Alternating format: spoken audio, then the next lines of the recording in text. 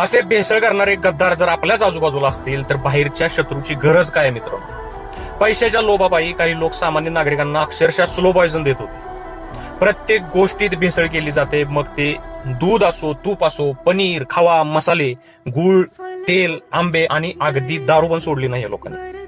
नफ्याच्या हव्यासापोटी लोकांच्या आरोग्याशी आणि जीवाशी सर्रास खेळ चालू आहे. हे सर्व अनेक वर्ष बिनधास्तपणे सुरू होतं. कायद्याचा कोणाला धाक राहिलेला नव्हता, त्यामुळे भेसळखोरांचे उद्योग हे दिवसेंदिवस वाढतच होते. पण अन्न व औषध प्रशासन विभागाचे नवे आयुक्त IAS तुकाराम मुंढे साहेब यांनी सूत्र हातात घेतल्यापासून भेसळखोरांच्या पायाखालची जमीन सरकू लागली. कारण त्यांची कार्यपद्धती स्पष्ट आहे, ना खाणार ना खाऊन देणार. खरंच अशा प्रामाणिक अधिकाऱ्याला आपला सलाम आहे. पण भावानो, त्याचबरोबर मनात एक प्रश्नही पडतोय की आजपर्यंत या विभागातील इतर कोणताही अधिकारी असं का करू शकला नाही, एवढी मोठी कारवाई का नाही झाली? आणि तुकाराम मुंढे यांच्यासारखाच एक प्रामाणिक अधिकारी पदावर आल्यानंतरच हे सगळं कसं बाहेर पडायला लागलं? मित्रांनो, या विषयावर तुमचं मत काय मला कमेंटमध्ये नक्की सांगा. धन्यवाद.